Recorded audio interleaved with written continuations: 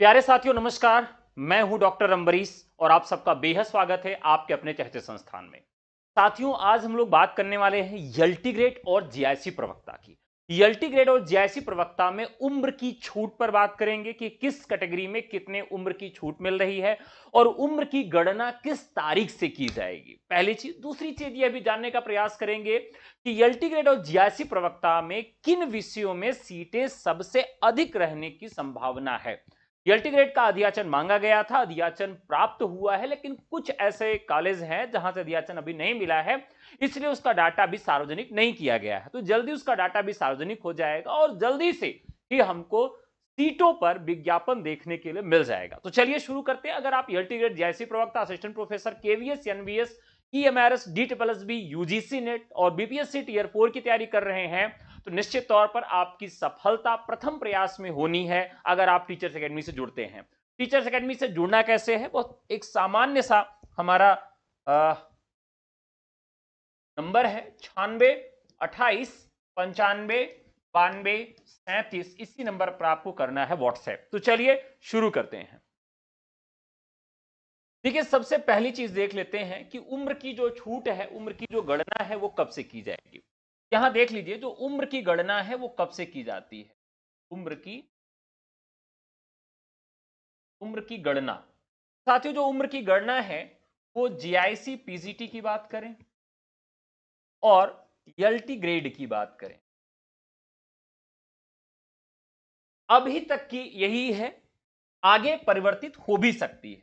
ठीक है, तो 1 जुलाई, ध्यान रखिएगा, उम्र की गणना कब से की जाती है?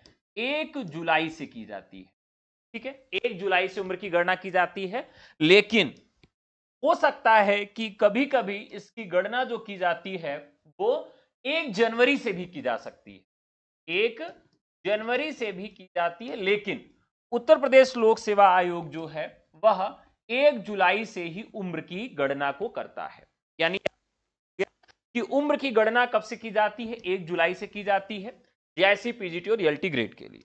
अब यहां उम्र की बात करें कि किसके लिए कितना उम्र रखी गई है। अगर कोई कैंडिडेट सामान्य वर्ग से है, सामान्य वर्ग का कोई भी कैंडिडेट है या ईडब्ल्यूएस का कोई कैंडिडेट है, तो ईडब्ल्यूएस और सामान्य वर्ग दोनों के लिए अभी जो उम्र है वो 21 से लेकर 40 वर्ष है। 21 से लेकर 40 वर्ष है। लेकिन इसमें एक बड़ी बात सामने आ रही है। अभी मध्य प्रदेश में एक कोर्ट का ऑर्डर आया है जिसमें ईडब्ल्यूएस की उम्र की अलग से गणना करने की बात कही गई है। तो हो सकता है कि इसमें कोई चेंजेस आ सकता है, लेकिन सामान्य वर्ग और ईडब्ल्यूएस के लिए जो उम्र रहने वाली है, अभी जो विज्ञापन है उसके अनुसार 21 वर्ष से 40 वर्ष तक ही रहने वाली है।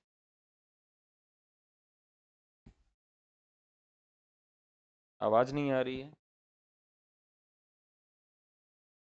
आ तो रही है भाई आवाज। ठीक है, अब इसके बाद इसमें सबसे महत्वपूर्ण पार्ट क्या होगा सामान्य वर्ग के लिए और ईडब्ल्यूएस के लिए। इसके बाद बात करते हैं जो और हमारी कैटेगरियां हैं। ठीक है, और कैटेगरियां जो हैं उनकी बात कर लेते हैं कि और कैटेगरियों के लिए क्या व्यवस्था इन्होंने किया है। चलिए, जो अनुसूचित जाति है, अनुसूचित जाति, अनुसूचित जाति के लिए साथियों उम्र में 5 साल की छूट है। अनुसूचित जनजाति का कोई कैंडिडेट है तो उसको उम्र में 5 साल की छूट मिलेगी। अगर कोई कैंडिडेट ओबीसी का है तो उसे भी उम्र में 5 साल की छूट मिलेगी। अगर कोई खिलाड़ी है कोटे से आता है, उसको भी 5 साल की छूट मिलेगी। राज्य सरकार का कोई कर्मचारी,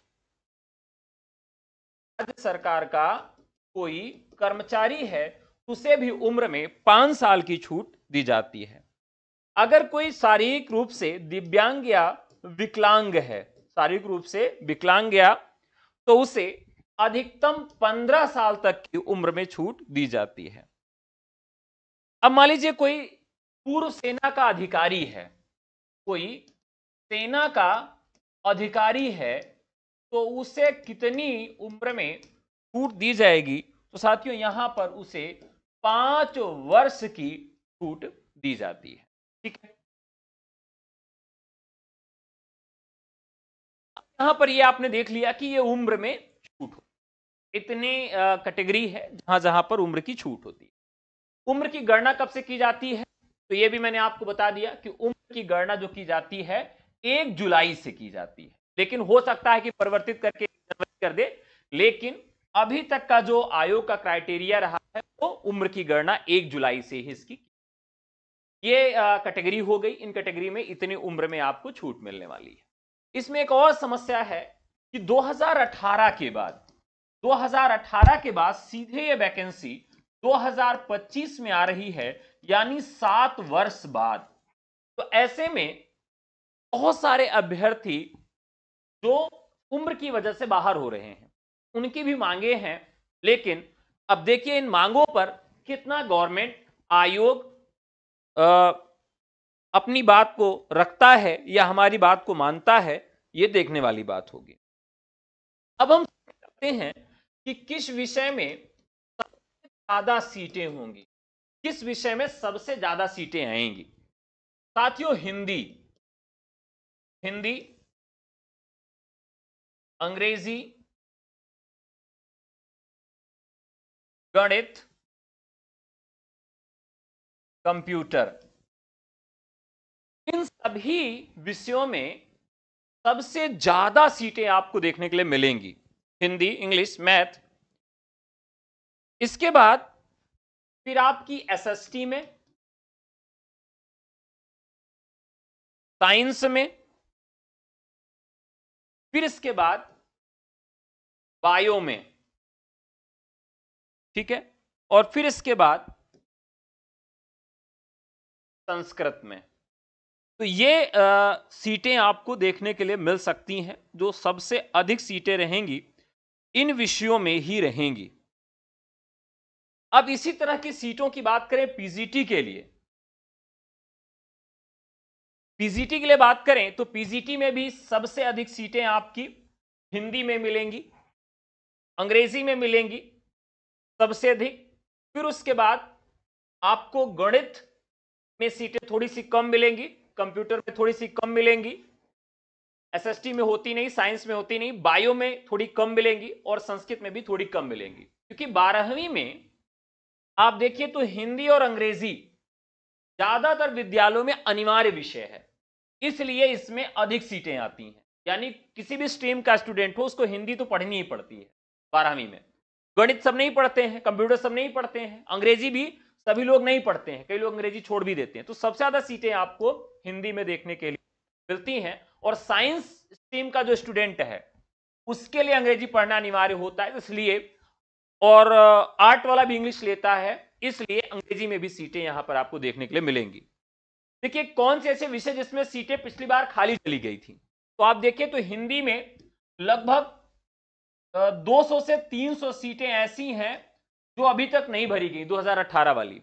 अंग्रेजी में खाली चली गई, गणित में खाली चली गई, कंप्यूटर में खाली चली गई।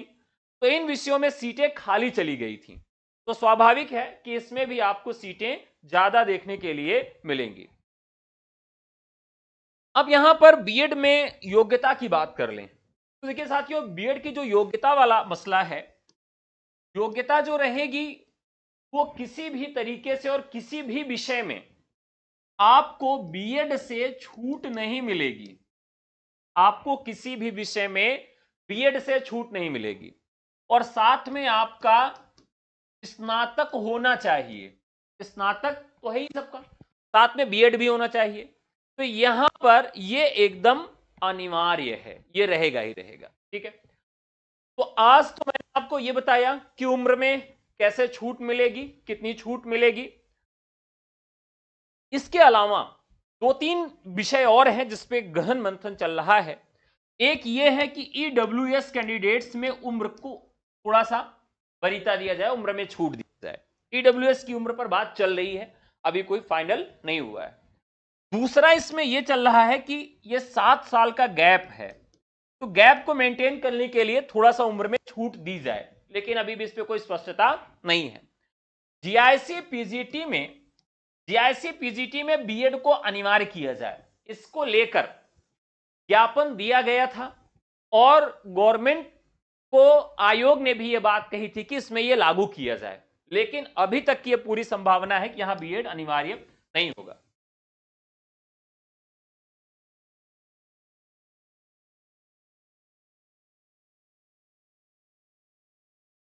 सुनने में आ रहा है कि एलटी, यहां योग्यता जो है, आप एकदम सही सुन पा रहे हैं, योग्यता दोनों की समान होने वाली है।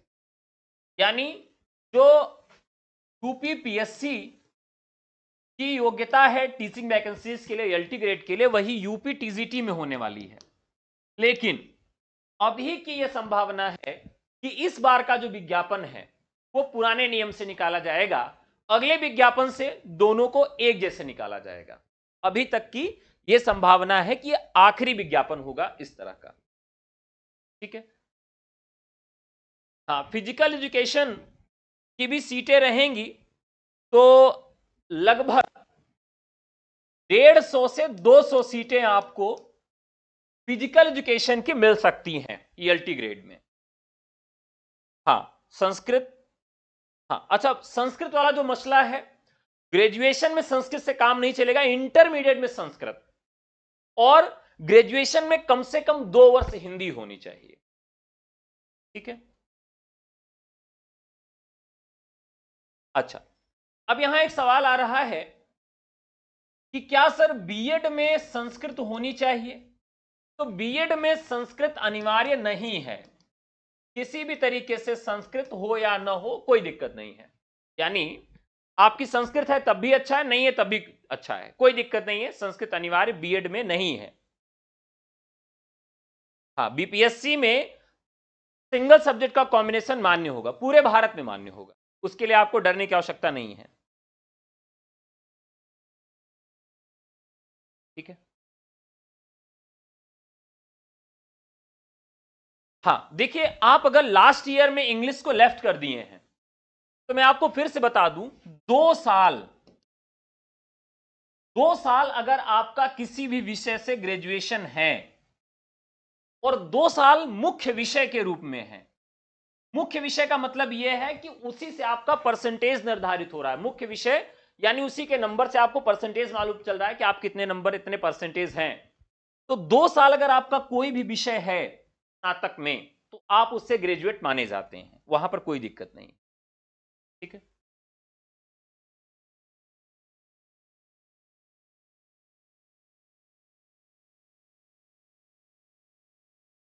अब देखिए, बायोलॉजी की जो बात करें तो बायोलॉजी की सीटें 250 से 350 के राउंड रह सकती हैं, 250 से 350 के करीब सीटें बायोलॉजी की रह सकती हैं, अच्छी संख्या में सीटें रहेंगी। एज लिमिट मैंने अभी रामजी जी आपको बता दिया है, पहले ही मैंने बता दिया।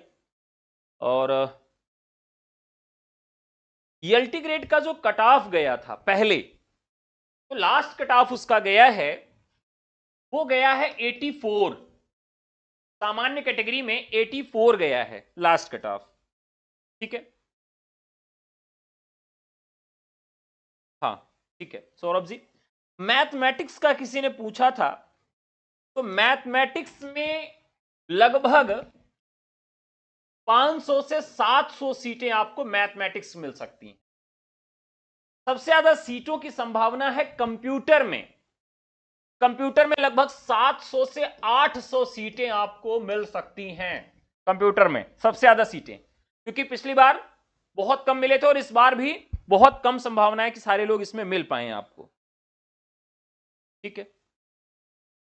हाँ, हिंदी में सीटों की अगर संख्या देखें तो यहां पर भी 600 के अराउंड सीटें रह सकती हैं, करीब 600 से 150, आगे ज्यादा सीटें रह जाएंगी।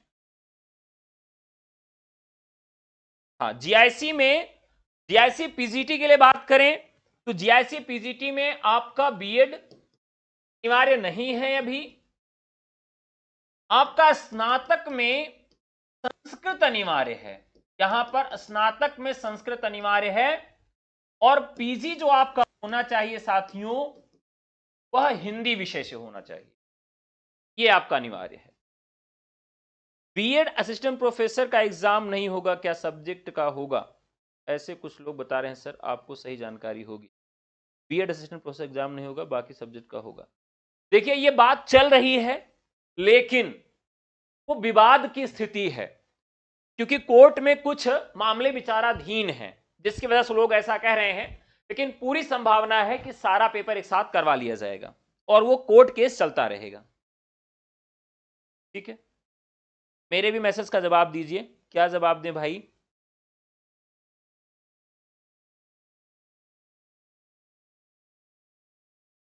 तो चलिए साथियों, जो देखिए फॉर्म है वो संभावना है कि मार्च में हर हाल में मिल जाएगा आपको, कि अध्याचन में अगर कोई गड़बड़ी नहीं मिलती है तो आयोग के पास अब कोई बहाना नहीं बचा है, वो केवल फॉर्म ही निकाल देगा। ठीक है, हाँ, माइनस मार्किंग होगा, माइनस मार्किंग होगा और प्री मेंस होगा।